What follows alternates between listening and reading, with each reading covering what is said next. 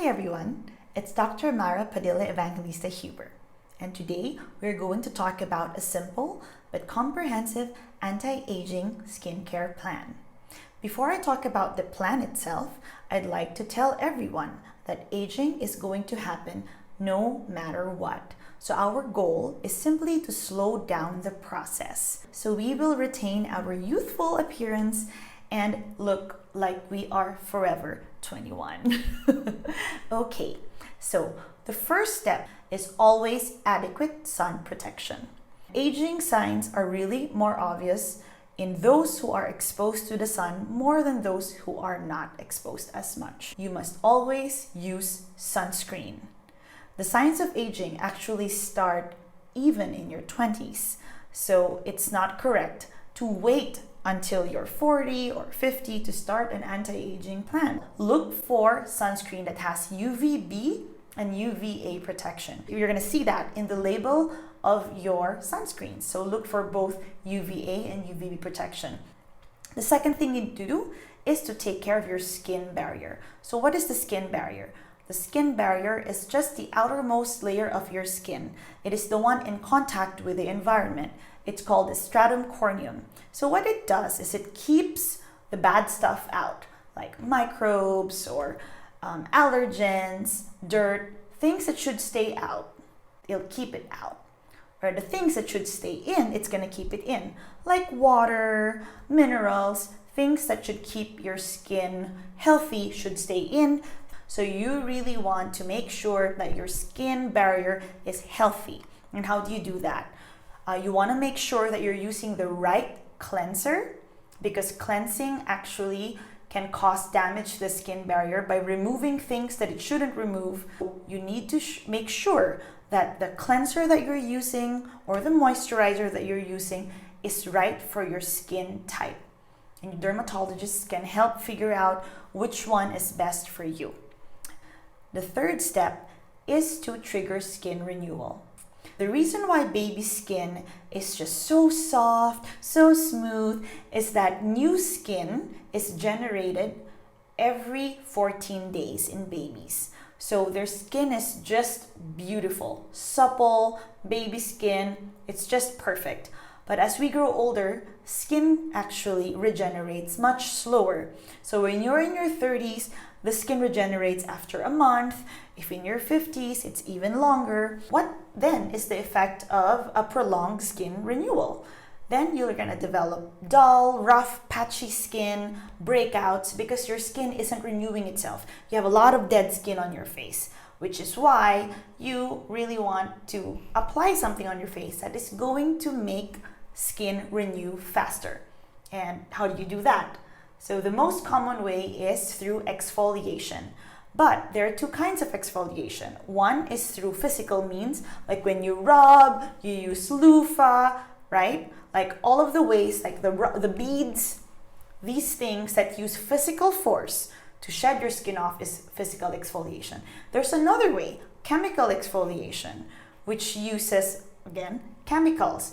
Most commonly, it's acids. That's why you hear glycolic acid, salicylic acid, lactic acid. These acids are often used because their pH is low, that it can trigger your skin, the skin cells, to separate and shed off. But we have to be very careful in using chemical exfoliants. And dermatologists would really be able to suggest a safe way to exfoliate your skin using chemicals. I use both techniques. I use both physical and chemical exfoliants. But because I have oily skin, I prefer using chemical exfoliants because chemical exfoliants can go deeper into the hair follicle, which is where acne really starts. And I have hormonal acne too. So it's very important that my exfoliant goes deep. And that's what chemical exfoliants do in comparison to physical exfoliants. Then the next step you should be thinking about would be to increase skin hydration. So as we grow older, the skin actually gets drier, which is why we need to moisturize. One question I get is, oh, what if I'm oily? Should I still moisturize? Now, I have very oily skin and I still moisturize. Moisturizers also protect the skin barrier, like I've mentioned a while ago. It covers the skin just to make sure that things outside doesn't really get into the skin. The important question is what kind of moisturizer to use.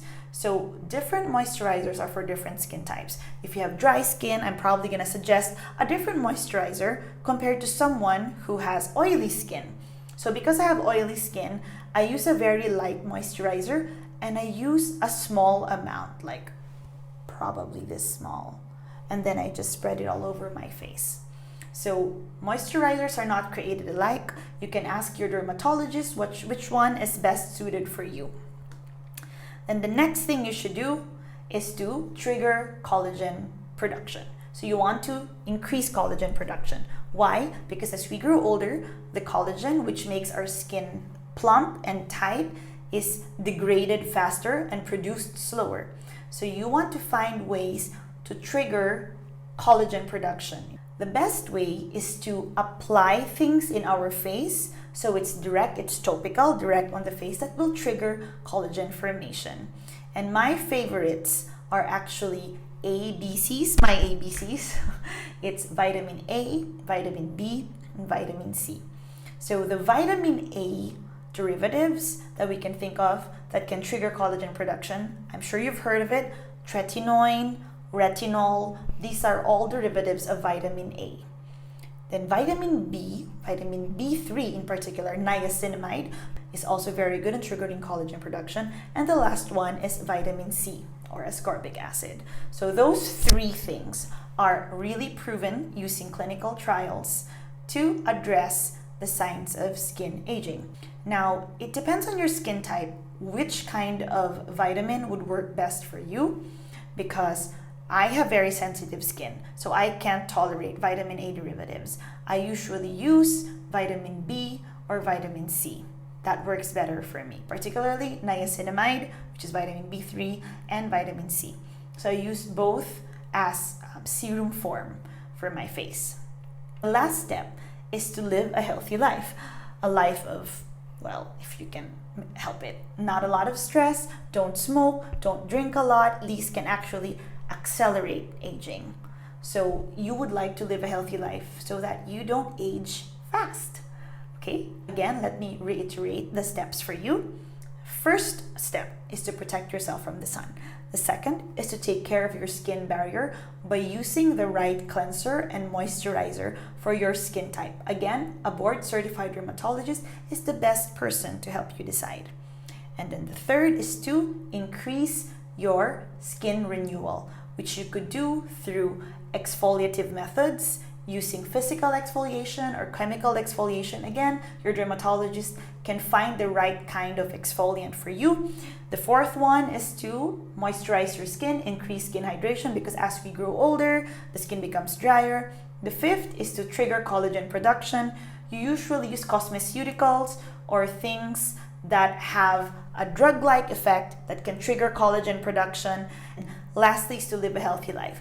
Now, what about the procedures that you can do at the dermatology clinics, like the lasers, Botox, fillers? Of course, all of these are very helpful in anti-aging, but I wanted to focus on things you could do yourself.